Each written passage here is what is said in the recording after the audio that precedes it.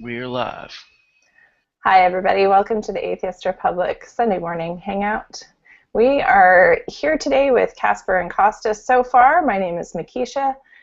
We are going to be talking about some current events and news today. I usually have a better intro than that, but I'm tired, so there you go. Welcome. If you're joining us live, you can participate in the conversation through Twitter if you'd like. You can tweet at Atheist Republic, hashtag Atheist Republic, and I will pick it up. Any questions you have or comments. We're mostly just going to be talking about some overall news and events that's interesting to us today or that we think is impacting the world or our lives directly, and some atheist insight or input into how that's affecting the atheist world. If you are watching this on YouTube and it's not live, this is probably going to be a little bit more of a time-sensitive episode, but as usual, we're going to get into some issues that may or may not be time-sensitive, so if you want to hang in and see what we talk about, that's great, but this is going to be a little bit more of a current events episode today. You can leave any questions on YouTube in the comments below, and we'll be having people trickle in, as you can see, as we go along. So I'm going to go ahead and pop out, and we'll start with Casper, I think, has something that he wants to start off with, and we'll start with that. Okay, so I'm kind of hoping Philippe would be able to join us today, because I wanted to talk about the elections in France going on right now and how the right-wingers seem to be getting a foothold there in France through the use of fear tactics, much the same as what we're seeing here in the U.S. With people like Donald Trump and his ilk getting a lot of play and a lot of momentum there.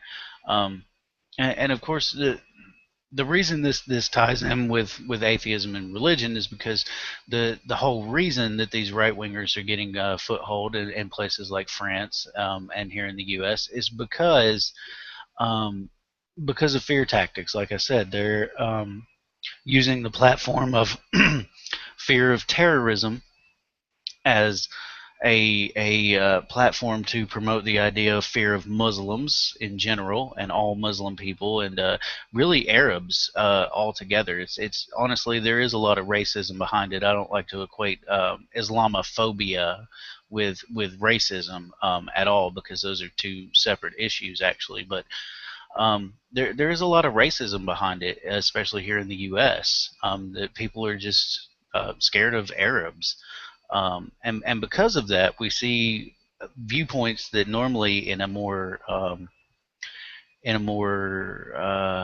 secular atmosphere, like what we should see here in the U.S. and France, we're seeing a lot more dogmatic right-wing leaning viewpoints getting a lot more traction. Normally, those things would be yelled down instantly. I mean, if they were talking about fucking not allowing black people into this country, people would be like, what the hell, you can't do that. But suddenly you talk about, oh, we can't let Muslims into this country at all, and it's, that's an acceptable viewpoint, and I don't think that's acceptable at all. I think that's something that we definitely need to address and try to combat as best we can. So anybody else got some thoughts on that? I think it's, we have such a few group of people, we could actually just, this probably doesn't need to be as moderated, so if you guys just want to unmute and start talking, I think that would be fine. I think that it is interesting to see this happening from a global perspective too, because one of the other stories that you linked to, Casper, was the situation in Gambia right now, where their leader, he seized power back in the 90s. I think any leader who kind of seizes power and then just has it because nobody else is going against him it's difficult to sort of validate their leadership. But he's declaring Gambia an Islamic nation. Basically, it sounds like primarily he's saying from a political perspective, or at least he's making it sound like it's just, oh well, most of our people are Muslims, so we're an Islamic country. And of course, there is no, technically, they would have to have some sort of vote that would make that an official thing. And he's saying it's not about like what people wear or whatever, but this is the opposition is saying we're secular and we don't need to oppose colonialism by declaring ourselves an Islamic state or a Muslim country or however he's wording it. And so it's I think there's an interesting parallel in the sense that we have these secular nations that are experiencing, or what are supposed to be secular governments anyway, even if the majority of the people in the country claim a particular religion. We have these secular governments that are facing a lot of opposition from people who have viewpoints that are based on religion. I think a lot, the fear, regardless of what people say, the fear that's going on in America is very motivated by religion. It's not fear of terrorism so much as it is fear of a way of life that Americans have gotten used to, which is a Christian way of life or a Christian perspective on the world. And so I'd be interested in hearing what you guys think is stirring this up. I can't believe it's just some terrorism, because it's not like a whole lot more people have died this year than in years before in acts of terror. And so I have no idea. I don't have any personal ideas about what that is or why that's happening, or if it's just like mass hysteria, or what do you guys think? Well, personally, I think that it's a string of things. It's not just simply, oh, there's a lot of terrorism this year, so people are more afraid. It's actually a string of events that go back about over the course of about the last 8 to 10 years, where we've seen sort of a rise in fundamentalism and extremism, especially from Islam. And so the fear is now kind of ingrained in the populace to be afraid of Muslims in general, and and like I said, even Arabs, just people of Arab descent. Um, I've seen people, and I live in Tennessee, so I'm down in the South here in the United States, and I've seen people that have gone the route of telling someone who's of Arab descent, uh, go back where you came from, and it's like, dude, I was born in this country, I was raised here, I went to school with people from this country, like I am where I came from. Like, what are you talking about? Well, no, you're not originally from here. And it's like, how far back are we going to go to talk about who's originally from here? We're not originally from here. I'm white as shit. I'm fourth generation Irish descendant from immigrants here in this country. So, how far back are we going to go to where you're validated as being from here? Um, but like I said, it's a string of events, in my opinion, that's going back for about 8 to 10 years of just being able to play on people's fears, and they're using that to their advantage by by making sure that people stay afraid. Because, like you said, terrorism isn't actually any higher today than it was 5 years ago. It's not really growing to the extent that people want to be afraid that it is. And the biggest threat here in the United States, something that's always confounds me, is that the biggest threat to the United States is Christian terrorism and Christian extremists and fundamentalists here in the States. We've seen a rash of Christian terrorists in this country. And yet people are afraid, oh, we can't let Muslims in here because they're all going to fucking kill us. Well, no, your own people are killing you.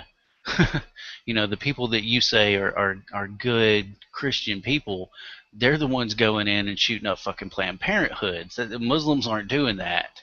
We're not having to combat, jihadists cutting people's heads off here in the U.S.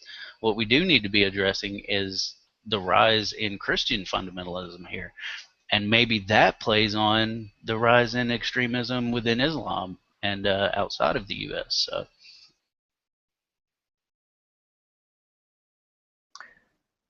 Yeah, I agree. I think just it's interesting that it's so difficult to understand that we need to address or speak against fundamentalism in all across belief systems. You know, it's like we don't like the fundamentalist Muslims, but the fundamentalist Baptists are adorable. You know, it's like I don't understand.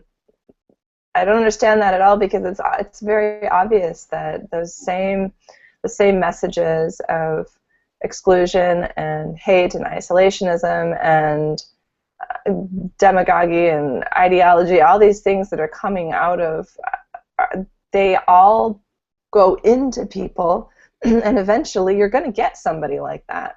You got a group of people, and you're just, you know, the right, you know, perfect storm happens, and you're going to get somebody who's going to lash out violently, and so it's not just a matter of personal conviction, and this, you know, all of the fear is not just about fear of terrorism either, because we've got that inside already. And so it's the double standard is shocking to me, and I think what's frustrating is that it doesn't get called out enough, and I think that atheists, and I'd be, you know, interested to hear your guys' take on how the best way for atheists to talk about this, because I hear a lot of racism and fear of brown people coming out of atheist circles as well, and so I think that would be an interesting conversation too. And Costas, I'd also like to hear what's going on in your part of the world at some point as well. You can go ahead anytime. Just unmute yourself. Firstly, just a quick recap about what's going on here. Not much has been in the news in ways of church and whatnot. We did have the death of a very famous atheist homosexual actor about 2 weeks ago. His name was Minas Khatisavas. Can you guys hear me properly before I continue? Okay. What basically happened is, firstly, he asked to be cremated. Now, cremation is legal in Greece, has been for the last 15 years or so, but the problem is that because of the way that the laws in the church has been completely against this, no one's actually been able to build a crematorium in Greece. So a lot of people are having to be sent to Bulgaria and other countries like that to be cremated and then have their ashes sent back into Greece. Now, Minas Khatisavas, when he passed, he expressly asked in his living will that he be cremated and not buried in a cemetery like all the other Greeks are. And this sparked, you know, the church says that we can't cremate our dead because, you know, during the revelation when Christ comes back and whatnot, in the end of days, all the dead will rise again, and how are you going to rise again if you don't have a body? And ridiculous things like that. So, you know, that's been in the news a lot lately, and obviously people have been badgering and harassing his life companion, not husband, because gay marriage is still illegal here in Greece. We're still decades behind things like that. That's basically the main thing that's been going on. Obviously, it's ridiculous, you know. I mean, if it's something that I've been thinking about dealing with my situation, because if I do pass, I don't want to be buried, obviously, in a Greek church. I mean, in a Greek cemetery. Besides the obvious fact that I'm an atheist and I don't want to be buried there, it's that the cost of upkeep on a Greek grave, it's enormous. And I've actually posted in Atheist Republic a link to a documentary that the BBC aired 2 weeks ago that talks about the specific thing. I want to be cremated, and for me to be cremated, someone's actually going to physically have to take my body, take it to Bulgaria, because there's nothing in Greece that actually deals with that. So it's something to definitely worry about. Secondly, going back to what you guys were talking about, definitely the thing with these Muslim attacks, it's a big issue in the world today, and it basically boils down to xenophobia. You know, I mean, all countries have xenophobia, small or large way. And like you guys said, I mean, the things to worry about is terrorism in general, not just from Muslim extremists or Arab extremists or anything like that. I mean, in the United States, there's the KKK, there's different white supremacist groups, there's different white groups that do enact acts of terrorism, like the Planned Parenthood attacks a few weeks ago. And it's definitely something to worry about, but people tend to focus on the unknown, the thing that, because it's not a homegrown problem, it's something that's coming from the outside, so it's immediately seen as some form of danger that will definitely happen, especially since the 9/11 attacks, 14 years ago. Since then, there's definitely been a huge rise in xenophobic attacks all over the world, because people are worried that if the United States can be attacked in such a big and open way, then all of us can be attacked. And slowly over the years, we've seen various attacks from Muslim extremist groups, especially lately now with the ones that happen in France, whatever is happening in Syria and Palestine, all these countries, that goes back to ISIS, ISIL. So obviously people are worried, and now with the huge insurgence of the of refugees coming into Europe, people are worried that we're getting these people as harm. They're not actually thinking that this actually, if we work this right, this might be good for our economy, because this is creating more jobs, more things like that. These people could actually become parts of the community and could actually help us to reinforce different things in our communities. It's not all bad. I don't know. I'd like to hear you guys' views on that, and then I'll circle back.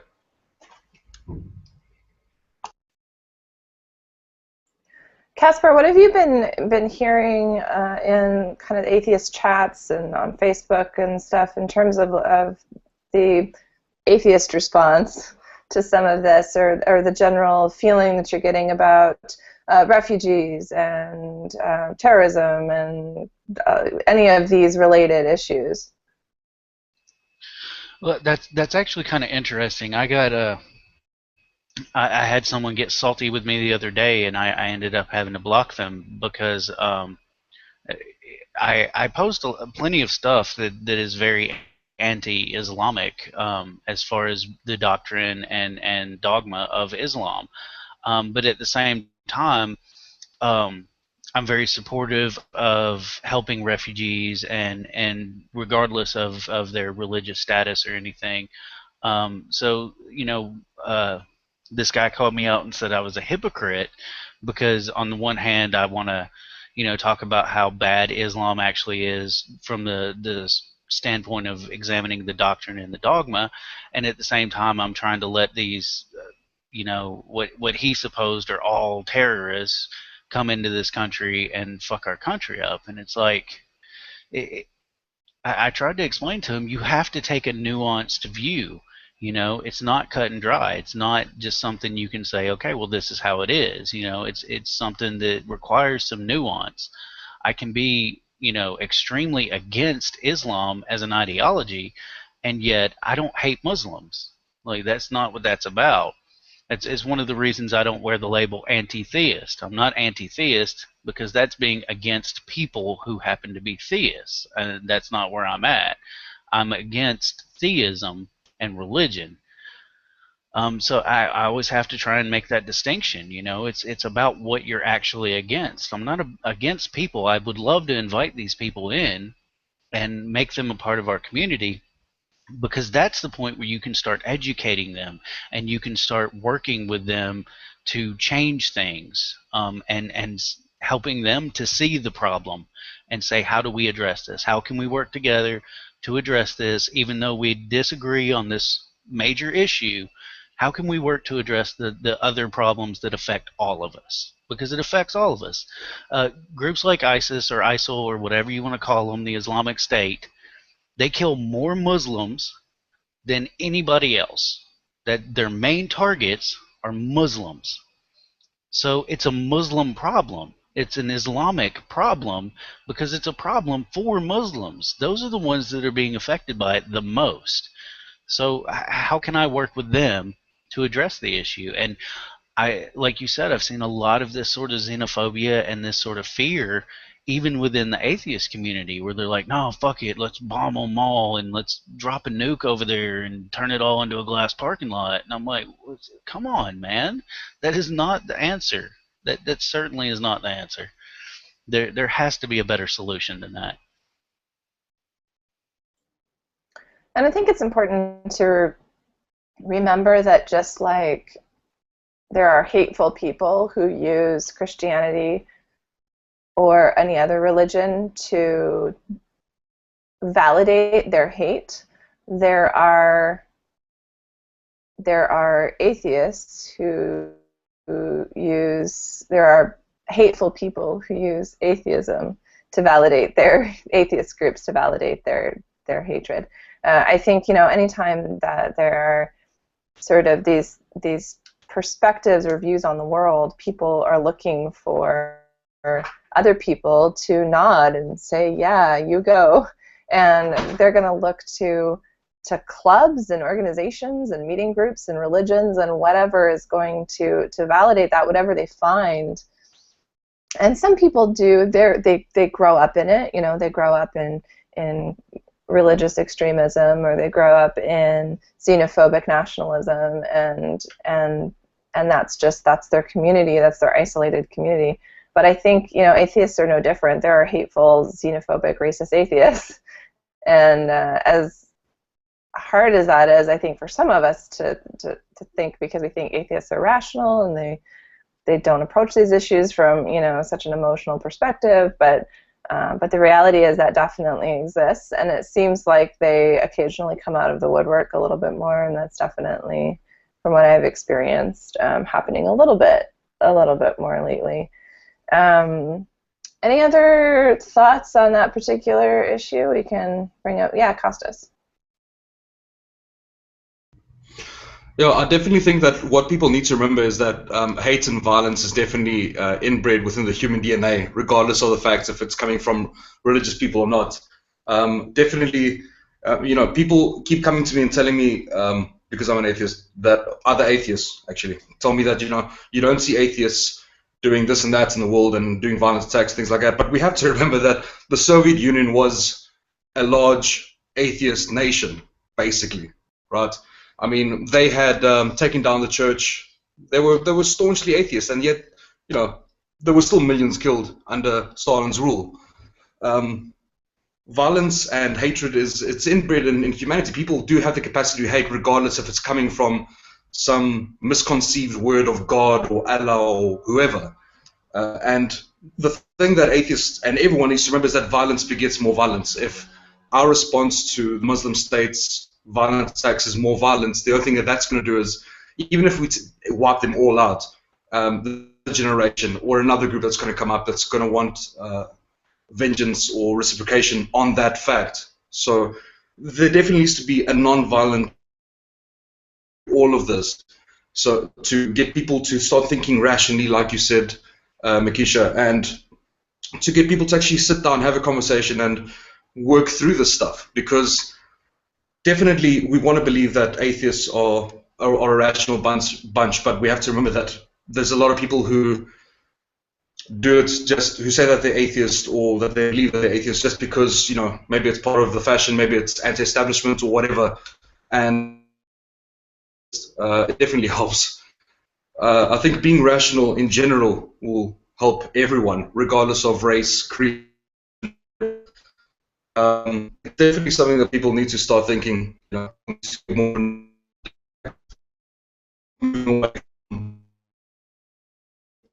violence and being without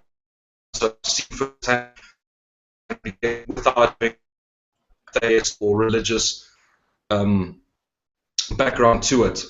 It's terrible, and being on the front line of all that, you see things that change you for your entire life. And definitely the last thing we want to see is a huge world war break out over nothing, or in fact, even if there's a good reason for it, we don't want to see that, because that's the end of life as we know it. Forget about the internet, forget about YouTube, forget about everything. We can literally blast ourselves back to the Stone Age just because of some stupid people who sit around a table and can't work shit out. Excuse my bad language on the internet. That's all I got to say for the moment. Because there's no bad language on the internet. None of that. Casper. I was just gonna add, the last Devils and Gods Country show I did, Unfortunately, Miss Allie wasn't able to be there with me, but I had some other guests and friends of mine on with me, and what we discussed was what atheists are not versus what we are. And one of the things that we discussed, and one of the points that was made there, is that there seems to be this assumption that atheists, being an atheist, like you're automatically logical and rational, and that's not true. It's just not. You're a human being, and you can be just as irrational and just as illogical about so many other things, even though you can let go of the idea of God and religion. It does not necessarily equate to the same thing. Granted, we see a lot more rationality and a lot more logical thinking within the atheist community as compared to the religious community. But certainly it's not something that is automatic. It's not something that we can just take for granted. And it's not just a fact. We're still dealing with irrational, illogical thought within the atheist community. And I think one of the things that really we can stand up and say, hey, this is a feather in our cap, is that we do try to deal with it. We don't just push it to the side and go, oh no, that's just a bad element. Those aren't true atheists. Those are, this, that, and the other. That's not a true Scotsman. We try not to do that in our community. We want to address the issues that are actually there and point them out to other people, like we're talking about it now. We want to make it known. This is the reality, and we're trying to address the problem within our own ranks.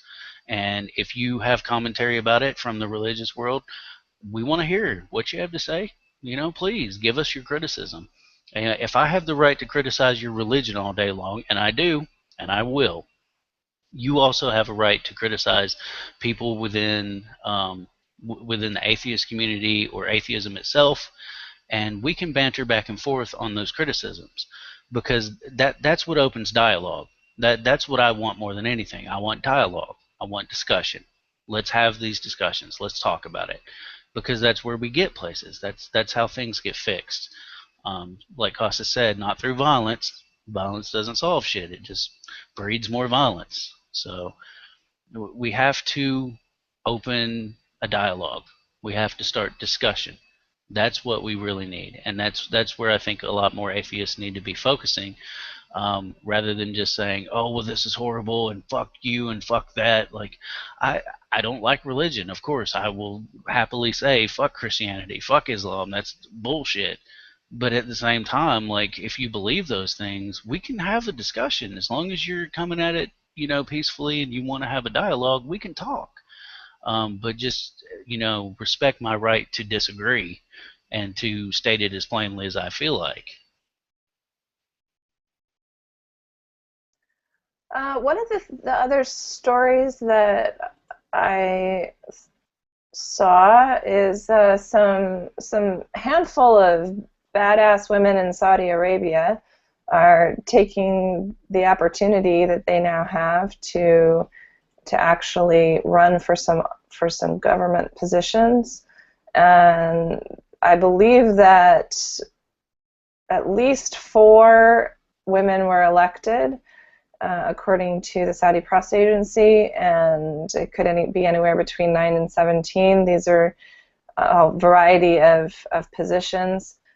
This was the municipal council elections, and there were some interesting, frustrating restrictions placed on them, like they couldn't talk directly they couldn't address the male voters directly when they were campaigning. I'm not even really sure what that means. I guess they could only have groups of women that they were talking to. And of course, now that women can vote in Saudi Arabia, the women are probably likely to get elected. So especially if they're only allowed to talk to other women. There's obviously, Saudi Arabia is a mess in terms of women's rights. These women, as far as I know, still can't drive. There's, it's crazy what they experience there, but this is a really good start, and I think things like this are human rights issues that atheists can champion and should not feel hamstrung by the religious component. I think it would be really foolish of us to be so focused on eliminating religion that we lose opportunities to advance human rights. Because when human rights are advanced around the world, and when a greater variety of voices are heard, these religious extremist issues tend to eventually flesh out and be addressed, and they have to be faced. And I think that's another reason why I think it's really important that we welcome these refugees, because first of all, the chances that there are terrorists among them are very low, and if there are very few of them, and we have a better chance actually of dealing with it here than we would have dealing with it somewhere else. And when these people are welcomed into our communities and experience compassion, there's a much greater chance that they're going to not be what's the word they use? That they're not going to turn into extremists. if we have families here and there are kids and they play with other kids and they experience generosity and compassion and kindness from people who are from the evil West, they have a much better chance of growing up and not being terrorists than they do where they're coming from. So it's, again, that's sort of rational thing where it doesn't even matter how you feel in your heart about poor refugees. Like, just look at it from a logical perspective. And so I think we need to be championing these issues around the world where women are trying to get the right to vote. If they're wearing a veil because they're still really religious, not just because they have to, so what? If they can vote and they can hold an office. If a woman in Saudi Arabia is wanting to run for office, that's a woman I want to be in office, because chances are very good that she has a much more progressive perspective of the world and of her own country than many of the men, and definitely than the extreme religious people. So what do you guys think about that? Did you hear about that story or any other good news type things going on in the world? Casper. Yeah, I heard about the story, and I have to say it is a step in the right direction. I'll definitely grant that, but I also have to say that it's a baby step, and it's beyond a baby step, honestly, because the restrictions that are placed on these women, basically, it's almost like a sort of figurehead position where they don't really, they can't really affect anything. They can't really affect change. So from my perspective, when I look at what Saudi Arabia is doing right now, personally, I think they're running a PR campaign. It's like the new pope. It's a PR ploy to get people to say, "Oh, well, look, they're trying to change," when in reality, they're really not changing. They're not changing anything. And I think that's something we while we can champion the progressive steps that should be taken, and even the little baby steps they are taking, we still have to acknowledge that it's not enough, and it's nowhere near enough. You can't just put a pretty face on a horrible thing and say, "Oh no, it's better now." Like, that doesn't work. If you're still beheading people for being homosexuals, and you still won't let women drive, and a woman can be fucking put to death for being accused of adultery, by 3 dudes, like, there's still a huge fucking problem there. And until that can be addressed and changed, you're not going far enough. And Saudi Arabia is still fighting with people over people like myself who still criticize their legal system because it is based on the Quran.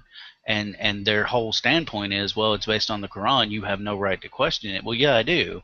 I understand what ethicism is, I understand what ethics are, and I understand that your treatment of your people is not ethical on any level. The fact that you're heading the UN's Council on Human Rights is a travesty. It's appalling. You should not be heading it. You should have people telling you what you're supposed to be doing, because you are not there yet on any level. And one of their first ideas to come in there was to try and force blasphemy laws on the rest of the world. Like that's human rights. Muslims get privilege. That's human rights by your standards. And now you can put people in prison or whatnot for criticizing your tactics. So it's the PR campaigns people are too smart for that. Like there's plenty of people that see right through the Pope, and they see right through Saudi Arabia and this whole PR bullshit, and can say, look, step up your game. you know, you're at a 2. We need you at a 10. Okay, that's where everybody else is up here to 10. You're still down here to 2, and you need to step up your game because you're fucking 200 years, 500 years behind everybody else, and you've had plenty of time to get there. It's not like this just struck you overnight and everything changed and you're having trouble catching up. You've had plenty of time to adapt. We don't have time to keep waiting. We're going to continue to have extremism and shit when you can look at a country like Saudi Arabia and look at their laws based on the Quran and say, I don't see much difference between that and what ISIS is doing. And you can honestly say that. There's not a lot of difference, except for one is supposedly a legitimate state, which I disagree with altogether. To begin with, Saudi Arabia should not be recognized as a legitimate state when they're under a monarchy. Like, what year is this? We don't do monarchies anymore. That inhibits democracy. Even if you have votes, what does the vote mean when you still have a king? It means nothing. He can still come in and tell everybody what they're gonna do, and that's just how it is. Yeah, and this is like only the 3rd time they've gone to the polls in Saudi Arabia. They don't even really have elections there, so it's the whole thing is crazy to me. And I think this is another, and we were talking about Gambia as well. This is another situation where there seems to be, I don't know why we can't just address human rights issues in these places separate from, not, how can I explain this? It seems like sometimes certain behaviors are allowed because of religion, when if we just address them as human rights issues and not seen them as protected issues because of religion, then it would be a very different conversation. So I don't think people should be allowed to push things through because of religion, and people shouldn't be allowed to not criticize because of religion. And if we just address these as human rights issues, but the Quran, no, human rights issue. But Muhammad, no, human rights issue. But Jesus, no, human rights issue. I think it just needs to be shut down. Like the whole argument on that basis needs to be shut down immediately. I just feel like we allow way too much in the global conversation and in global politics, particularly in the UN, in the name of diversity, but it's, we feel a protectiveness toward people's religions, and it's like, let them protect their own religious beliefs. We're protecting people. And if their religious beliefs are causing them to do things that are against what we've determined to be fundamental human rights, then we don't protect their behavior because they happen to say it's because of a religion. Like, I think we're automatically on bad footing because of that. And it seems like we're doing that with, well, Saudi Arabia has a lot to do with money too. I mean, a lot of this is money as well, but I don't know why it's so hard for us to just stick to the human rights component of things. And we feel so precious about these religious beliefs. It's very frustrating. Costas. I definitely agree with both of you, especially on the issue of human rights. But is that a lot of countries haven't separated church from state, and I'm not only talking about these countries in Africa and in Saudi Arabia. I mean, even where I'm at, Greece, for example, we still have blasphemy laws. I can still go to jail for, like right now, what I'm doing right now, I can actually go to jail for that. And it's still shocking. I mean, this is a country that's in the European Union. It's considered progressive. It's considered different things, but definitely not something that you would think of as 300 or 400 years behind in this aspect. Um, Also, the thing that you mentioned, Makisha, that's happening in Saudi Arabia, this immediately brought to mind Africa and the apartheid in South Africa back in the 1900s. Um, I remember back then when the rest of the world was pushing South Africa to the way that they deal with the natives. What they did do is that they created a triumvirate in Parliament where the Africans and the Indians and the Pakistanis were actually represented in Parliament, which was seen as a big step. But like you said, Casper, it was purely just a PR thing, just to get the rest of the world off their backs. And this is definitely what's happening now in Saudi Arabia. Sure, it's a huge step. It's sort of like a baby step type thing, like, hey, look what we're doing. But at the end of the day, we'll still beheading people and stoning them, in town squares and whatnot. Definitely, what the UN and other world organizations like this need to push for is for human rights, is as a main basis for anything that we do in any country. When we're there to help, we're there to help the people and their rights, so people can be heard. People can. I mean, we're all human beings. We all live on this earth. We've inherited this earth. We should have certain equal rights, all of us, regardless of if you're homosexual, pansexual, black, white, Indian, male or female. It doesn't matter. We're all human beings. We all live on this earth. We're all breathing this air, and it's shocking. I mean, let's not forget that we're the only species on this earth that actually pays to be part of this earth, which is another conversation entirely. But it does build to the overall sum of all things. How it's because of certain bases that have been put in place years ago. We've sort of just carried on this thing. We're not doing anything new about it. We're not looking to change anything fundamentally. Things just get slightly better and then majorly worse, and then it gets slightly better. But we're not fixing the overall problems. We need to. This is a new age. We're apparently more logical. We're more rational. But at the end of the day, we really aren't, because we just made baby steps in terms of how people are treated in human rights, as to what actually could be happening. Even in America, that's a hugely progressive country. Not everyone is equal. Not everyone is living free how they should be. There's still persecution. There's still a lot of things that are happening that's wrong. And this is the most progressive country in the world. There's no other country that's more progressive than you guys. And I do take my hat off to that. There's a major problem. And we should be using that as a vantage point to sort of start sitting down and logically looking at everything and changing things fundamentally. But that's not going to happen in our lifetimes. It's not going to happen in our children's lifetimes or their children's lifetimes. All we can hope for is that someday it does actually happen in the near future, and someone's allowed to see it. Great. I think a lot of this just comes down to our tendency to lock into what's familiar. It's really scary to change, and it's hard to even have conversations about fundamental change, never mind superficial change that feels hard.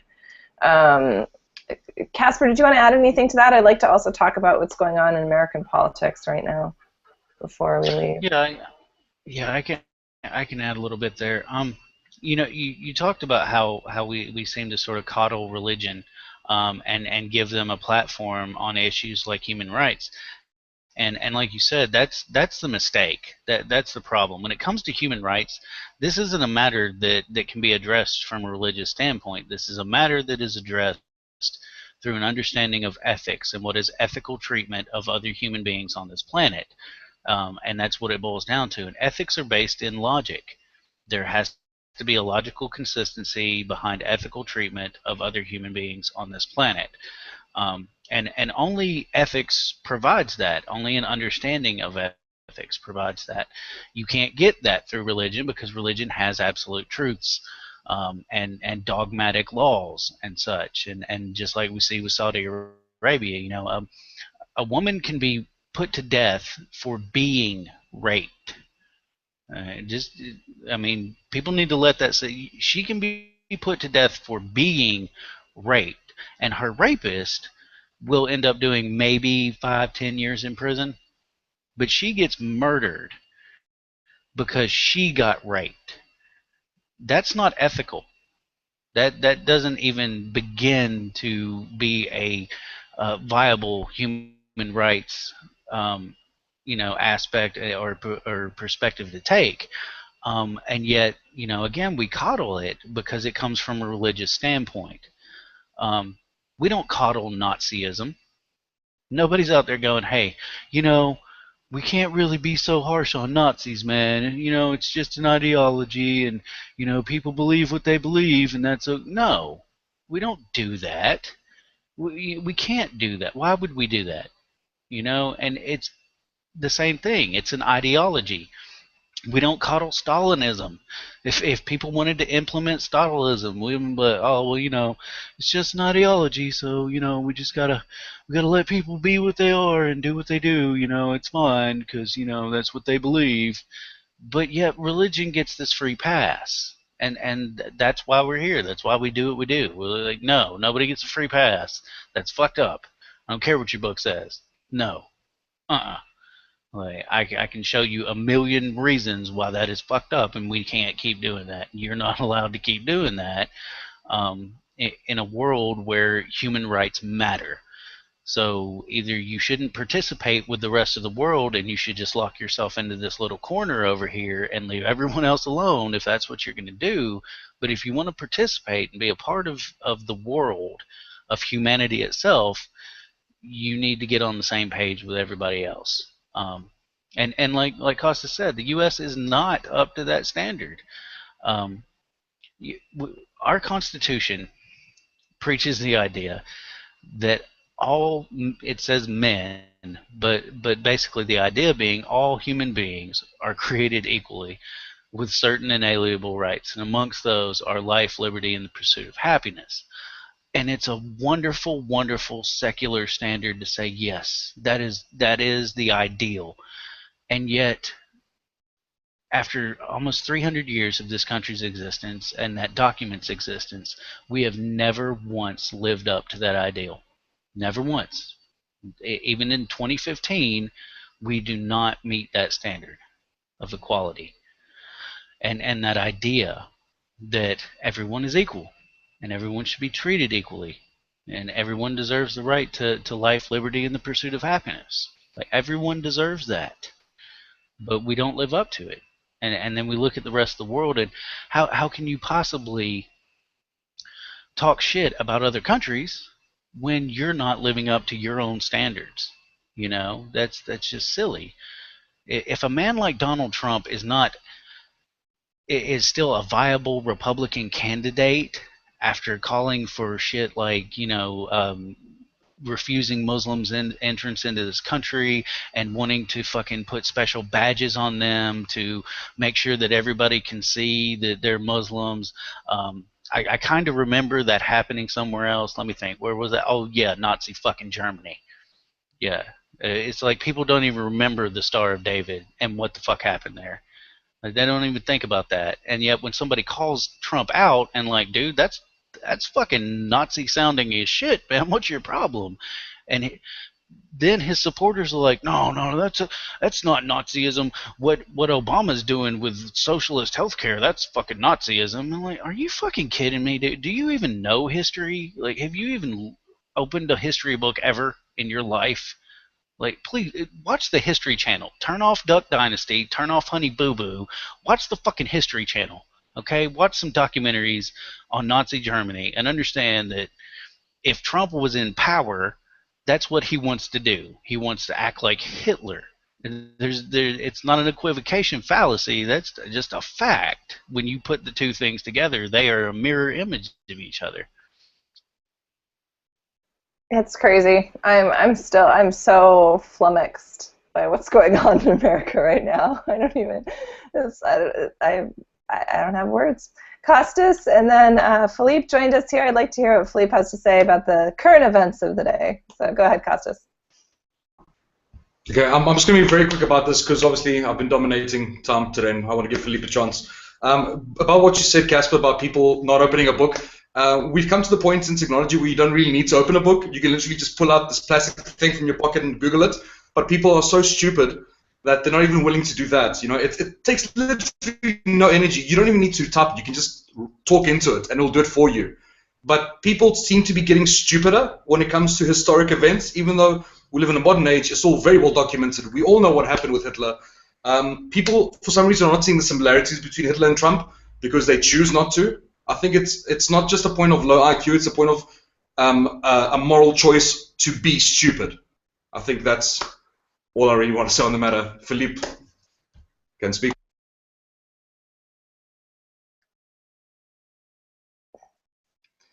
Yeah, hi everybody. Sorry for being so late. Been caught in traffic jams, and it's so rich. I don't know where to begin, but to rebound on what's been just said, history will teach us nothing, and we have a perfect example of what's happening there. Because yeah, just mark people on the skin. And okay, so there is a parallel. You can't can't help to make the parallel. Obviously, it's you must be absolutely blind or willing to be blind for not seeing the parallel that can be done. Now, on what about happening here in France, where we're in a state of emergency, meaning that what's happening here in France is worse than what happened during the Patriot Act. Really, the government, the socialist government, when you see socialists like that, well, people in America believe socialists are on the left, can be reassured. No, you can be socialist and be really on the right side of the spectrum, where you're in charge. And our government is showing that big time. Okay, so now we are in a pre-insurrectional state. The army is on alert all the time, and all the guards and whatever, anything that has a uniform and an arm is alert. Okay, so now there is those laws, I mean not those laws, but amendments that they want to apply about Tor or NVPs, or VPN, sorry, and basically they want to control everything about anyone. It's just like big ears, like we used to have with Echelon, and yeah, well, it's very, very, very preoccupying, and in a sense, you can say that the fuckers won, because that's exactly what they were aiming at in terms of reaction. Defiance, mistrust against not even a community, but everything that is out of the good boxes. For example, we have some people who are ecologists, sympathizers, and there is this warning that you're like a curfew. You're not supposed to go at the Republic Place and say, oh, we are sorry with what happened. You're not supposed to gather together without warning the prefect. And okay, so this guy who is in some different NGOs about bio things and whatever, just ask to be able to go to Republic, the place in Paris, with some other guys during the COP21 events. Perhaps you heard about it. It's about its convention about ecology for the whole fucking planet. And okay, now he's in surveilled residence, and 2 cops are in front of his house, making sure he's not going out. Perhaps cops have better things to do. Perhaps you heard about the S-Files. The S-Files is for surveillance, and it's our inner intelligence cell who is spotting possible threats for the Republic, okay, including terrorists. But now ecologists have their own S-files because they are threats to the Republic. Can you believe that? Very convenient what's happening there. We have a real problem over there, a real problem because democracy is at stake, clearly.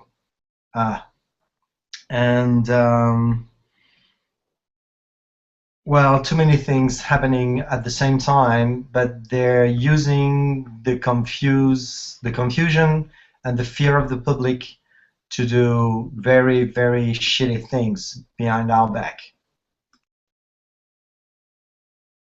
I think that's a really good point that you made at the end, Philippe, and thanks for all that. That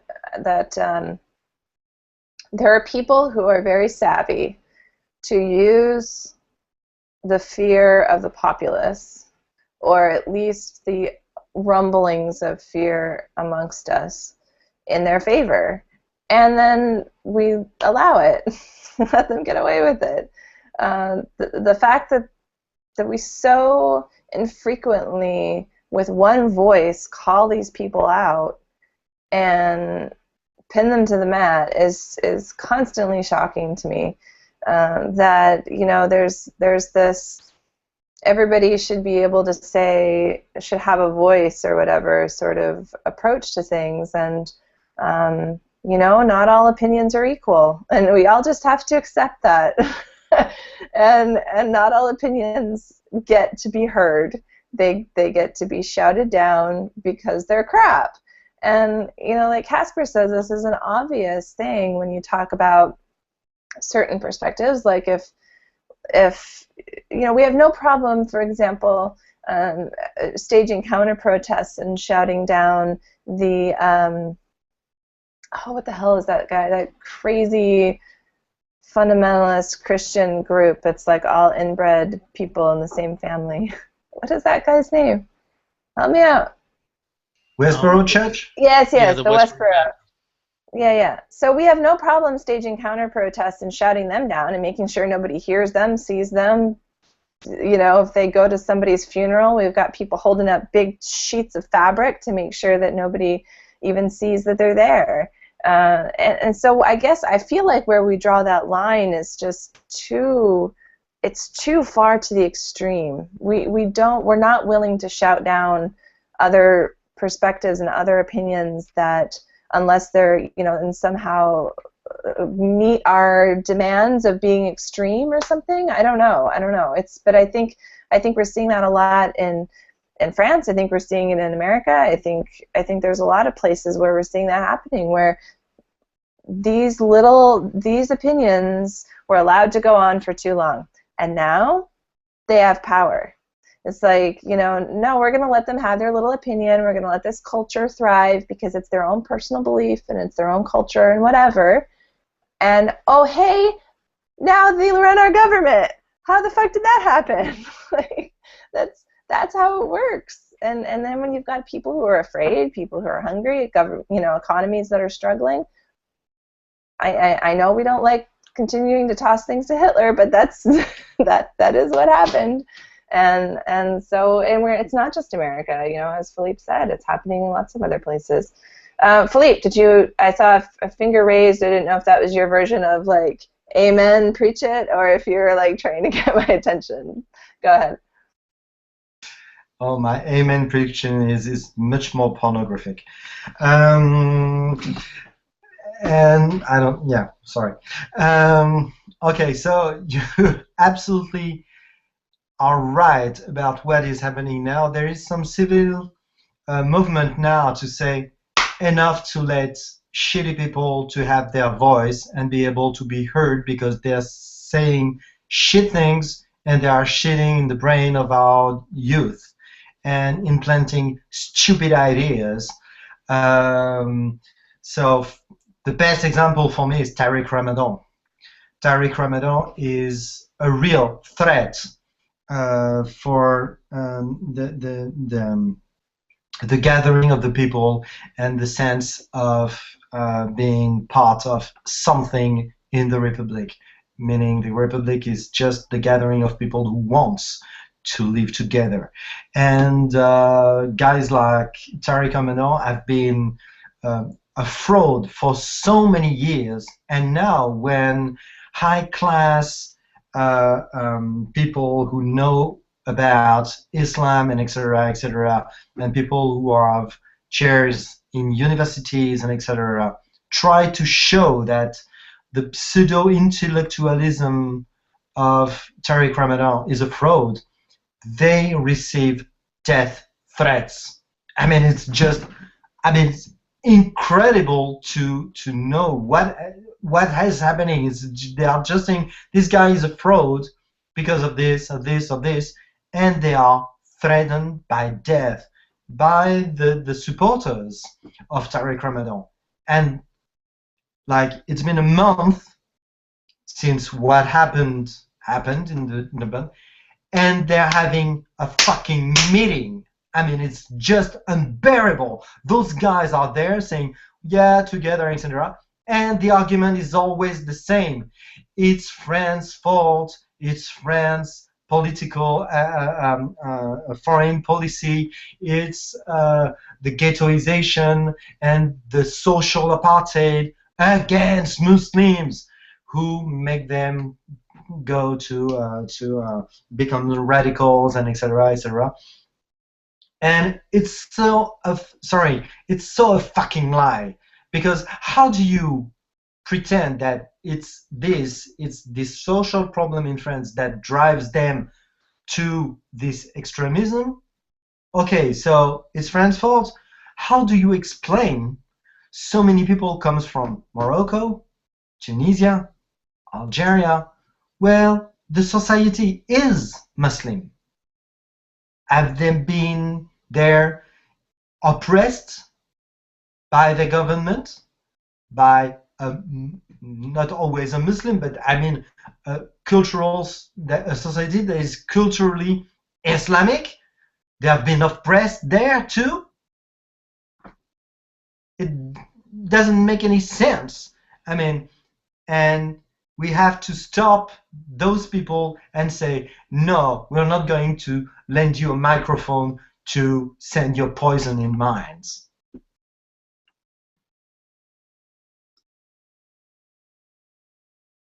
I think that's it exactly. It's I don't know. I think we need to be more.